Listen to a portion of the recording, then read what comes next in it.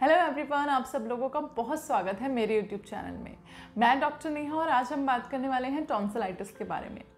Tonsillitis मतलब आपके जो टॉन्सिल्स हैं उनमें स्वेलिंग हो जाना, उनमें सूजन हो जाना, किस वजह से ये प्रॉब्लम हो रही है इसके बारे में हम आगे बात करेंगे। सबसे पहले जान लेते हैं टॉन्सिल्स आखिर होते क्या हैं। टॉन्सिल्स आपके गले के पीछे यानी इस एरिया में प्रेजेंट होते हैं जो सॉफ्ट टिश्यूज से बने होते हैं। ये एक जोड़ा होता है, मतलब दो टॉन्सिल्स आपके गले में प्रेजेंट होते हैं, लेफ्ट एंड राइट दोनों साइड ये प्रेजेंट होते हैं। टॉन्सिल्स आपके लिम्फेटिक सिस्टम का एक इम्पॉर्टेंट हिस्सा होते हैं। टॉन्सिल्स कोई भी इन्फेक्शन अगर आपको होता है तो सबसे पहले टॉन्सिल्स ही उसके संपर्क में आते हैं। ये आपकी बॉडी में एंटीबॉडीज़ बनाते हैं, मतलब आपको किसी भी इन्फेक्शन से बचाने के लिए सबसे पहले जो जिनका मेन रोल होता है वो टॉन्सिल्स ही होते हैं। टॉन्सिल्स के अगर हम साइज़ की बात करें तो ये 2.5 सेंटीमीटर तक लंबा, 2 सेंटीमीटर तक चौड़ा और 1.2 सेंटीमीटर तक ये मोटा होता है। टॉन्सिलाइटिस मोस्टली छोटे बच्चों में 5 से 15 साल की उम्र के जो बच्चे हैं या फिर जो ओल्ड एज ग्रुप है उनमें ज़्यादा देखने को मिलता है। जो जर्म्स के बार बार कांटेक्ट में आते हैं, क्लोज कांटेक्ट में आते हैं, उनमें भी टॉन्सिलाइटिस के अटैक फ्रीक्वेंट होते हैं। जैसे कि जो स्कूल गोइंग किड्स हैं वो कॉमन वॉशरूम यूज़ करते हैं, बिना हाथ धोए कुछ खा लेते हैं, तो इसकी वजह से उनको फ्रीक्वेंट इन्फेक्शन होता रहता है। भारत की अगर हम बात करें तो 56% आबादी ऐसी है जो टॉन्सिलाइटिस से सफ़र कर रही है, जिसमें 62% मेल्स हैं और 38% फीमेल्स हैं। बात करें अगर इसके कॉजेज़ की कि टॉन्सिलाइटिस आखिर हो क्यों रहा है, तो देखिए होता क्या है, जब भी कोई बैक्टीरिया या वायरस आपके अंदर एंटर करता है तो सबसे पहले जो इनके कांटेक्ट में आते हैं वो आपके टॉन्सिल्स होते हैं। टॉन्सिल्स इनसे इन्फेक्ट हो जाते हैं क्योंकि ये बहुत हाइपर सेंसिटिव होते हैं बैक्टीरिया या जर्म्स किसी भी वायरस के लिए, तो इसकी वजह से इनमें इन्फ्लामेशन आ जाती है। और इन्फ्लामेशन मतलब टॉन्सिल्स की सूजन, जिसको हम टॉन्सिलाइटिस कह रहे हैं। टॉन्सिलाइटिस 3 टाइप्स में डिवाइडेड है: acute tonsillitis, recurrent tonsillitis and chronic tonsillitis. Acute tonsillitis हम उसे कहते हैं जहाँ पे आपको साल में कम से कम 2 बार ही आपको टॉन्सिल्स में इन्फेक्शन डेवलप हो रहा हो और 5 से 10 दिन के अंदर आपको ये इन्फेक्शन ठीक हो जाए। रिकरेंट टॉन्सिलाइटिस हम उसे कहते हैं जहाँ पे आपको टॉन्सिल्स में फ्रीक्वेंटली इन्फेक्शन होने लगे, और क्रॉनिक टॉन्सिलाइटिस हम उसे कहते हैं जहाँ पे फ्रीक्वेंटली इन्फेक्शन डेवलप होने के बाद आपको बहुत लंबे समय तक ये प्रॉब्लम बनी रहती है। बात करते हैं इसके सिम्टम्स की कि टॉन्सिलाइटिस के क्या क्या सिम्टम्स आपको देखने को मिलते हैं। तो देखिए, सबसे पहले तो आपके जो टॉन्सिल्स हैं उनमें आपको स्वेलिंग यानी इन्फ्लामेशन या सूजन दिखेगी। इसके साथ साथ वो रेडनेस वहाँ पे हो सकती है, आपको अपने टॉन्सिल्स देखने पे लाल कलर के दिखेंगे। इसके साथ साथ वहाँ पे कोई ग्रे या वाइट कलर की एक पतली सी लेयर हो सकती है। आपको खाना निकलने में बहुत ज़्यादा पेन हो सकता है और आपको सांस लेने में भी दिक्कत हो सकती है। अगर टॉन्सिल्स का साइज़ ज़्यादा बड़ा हो जाए तो कुछ पेशेंट्स में सांस लेने में दिक्कत हो सकती है, जिसके चलते आगे चल के पेशेंट्स को सोने में भी प्रॉब्लम आती है, क्योंकि वो प्रॉपरली ब्रीदिंग जो है वो नहीं हो पाती है और इसकी वजह से उनकी नींद भी डिस्टर्ब हो जाती है। सांसों में लगातार बदबू आने लगती है क्योंकि इन्फेक्शन डेवलप हो चुका है। इसकी वजह से ईयर इन्फेक्शन भी आपको हो सकता है। छोटे बच्चे जो हैं उनमें लगातार इरिटेशन बनी रहती है और इसके साथ साथ उनके पेट में दर्द भी हो सकता है। अब बात कर लेते हैं इसके प्रिवेंशन और मैनेजमेंट के बारे में।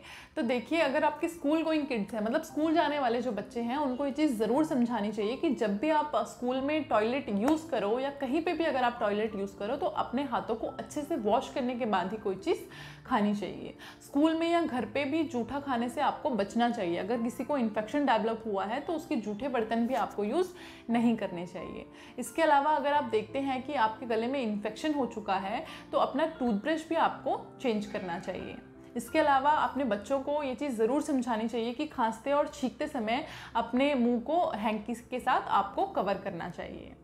मैनेजमेंट के बारे में अगर हम बात करें कि कैसे आप इसको मैनेज कर सकते हैं, तो सबसे पहले तो आपको प्रॉपर रेस्ट लेने की ज़रूरत है।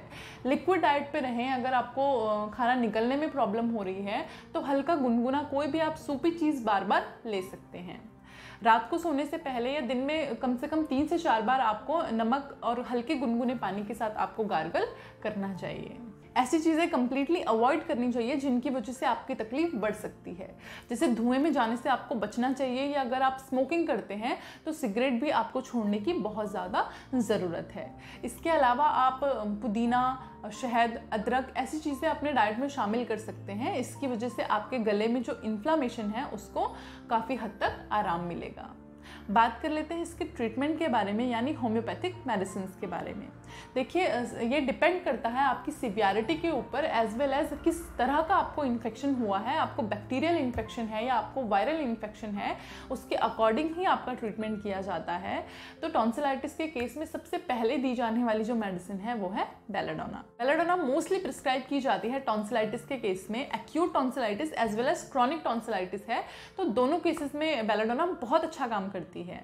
टॉन्सिल्स में अगर बहुत ज़्यादा रेडनेस है, as well as patient complain करता है कि खाना निगलते टाइम पेशेंट को बहुत ज़्यादा प्रॉब्लम हो रही है, तो ऐसे केसेस में बेलाडोना बहुत अच्छा रिजल्ट देती है।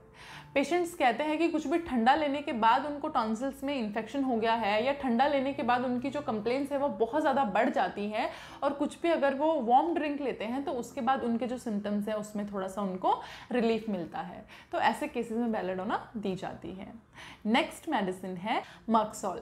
मक्सॉल भी काफ़ी कॉमनली यूज़ की जाती है ऐसे केसेस में जहाँ पे पेशेंट कंप्लेन कर रहे हैं कि उनको गले में ऐसा लगता है कि कुछ फंसा हुआ है, कंजेशन जैसा फील आता है, एक भारीपन जैसा लगता है पेशेंट्स को गले में। इसके अलावा पेशेंट को गले में बहुत ज़्यादा इरिटेशन होती है, खराश बहुत बनी रहती है, गले में बहुत दर्द होता है, और हल्का सा पेशेंट को फीवर भी रह सकता है। पेशेंट की जो कंप्लेन है वो दिन के टाइम पे फिर भी थोड़ा ठीक रहती है, बट रात आते आते उनकी जो कंप्लेंट्स हैं वो बहुत ज़्यादा बढ़ जाती हैं। पेशेंट्स के लिम्फ नोड में भी बहुत स्वेलिंग आ जाती है। इसके अलावा पेशेंट कंप्लेन करते हैं कि कुछ भी निगलते समय पूरा टाइम उनके गले में लगातार दर्द बनी रहती है। पेशेंट के मुंह में बहुत ज़्यादा सलाइवा बनता है, और सलाइवा बनने के बाद भी पेशेंट बहुत ज़्यादा थर्स्टी, यानी पेशेंट को बहुत ज़्यादा प्यास लगती रहती है। नेक्स्ट मेडिसिन है हिपरसेल्फ। हिपरसेल्फ हम ऐसे केसेस में देते हैं जहाँ पे पेशेंट को बहुत ज़्यादा पेन है गले में, ऐसा लगता है कि जैसे सुइयाँ चुभ रही हैं, इस तरीके का पेशेंट को दर्द होता है। इसके अलावा जो टॉन्सिल्स हैं उनमें अगर पस फॉर्मेशन हो चुकी है, तो ऐसे केसेस में भी हिपरसेल्फ बहुत अच्छा काम करती है। पेशेंट को फीवर रहता है, और फीवर के साथ साथ पेशेंट को बहुत ज़्यादा ठंड महसूस होती है। नेक्स्ट मेडिसिन है कलकेरिया कार्ब।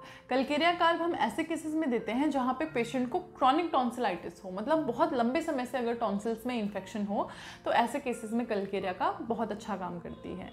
पेशेंट कंप्लेन करते हैं कि कुछ भी ठंडा खाने के बाद उनको जो उनके सिम्टम्स हैं वो बहुत ज़्यादा बढ़ जाते हैं। नेक्स्ट मेडिसिन है फाइटोलाका। फाइटोलाका हम ऐसे केसेस में देते हैं जहाँ पे पेशेंट में टॉन्सिलाइटिस इन्फेक्शन डेवलप होने के बाद जो दर्द है उनके कान तक जाता है, और पेशेंट कंप्लेन करते हैं कि कुछ भी निगलते टाइम उनको बहुत ज़्यादा तकलीफ हो रही है। पेशेंट के टॉन्सिल्स को अगर हम देखेंगे तो बहुत ज़्यादा हमें डार्क रेड कलर के वो दिखेंगे, या हल्का सा ब्लूइश अपीयरेंस भी टॉन्सिल्स की हो सकती है। पेशेंट कंप्लेन करते हैं कि उनको गले में बहुत ज़्यादा बर्निंग हो रही है, मतलब बहुत ज़्यादा उनका गला जो है वो अंदर से जल रहा है। लास्ट मेडिसिन है स्ट्रेप्टोकोकिनम। स्ट्रेप्टोकोकिनम हम ऐसे केसेस में देते हैं जहाँ पे पेशेंट को स्ट्रेप थ्रोट हो। आई होप आपको टॉन्सिलाइटिस के ऊपर जो वीडियो है आपके लिए हेल्पफुल रही हो। वीडियो अगर अच्छी लगी तो वीडियो को लाइक कीजिए, चैनल को ज़रूर सब्सक्राइब कीजिए, और वीडियो को ज़्यादा से ज़्यादा अपने फ्रेंड्स एंड फैमिली के साथ शेयर कीजिए। अगर आपको टॉन्सिलाइटिस है, फ्रीक्वेंट इन्फेक्शन होता है, या किसी और बीमारी से अगर आप सफ़र कर रहे हैं, तो स्क्रीन पर दिए गए नंबर पर आप कॉल या व्हाट्सएप कर सकते हैं। मिलते हैं नई वीडियो में नए टॉपिक के साथ, तब तक के लिए अपना खास ध्यान रखें। धन्यवाद।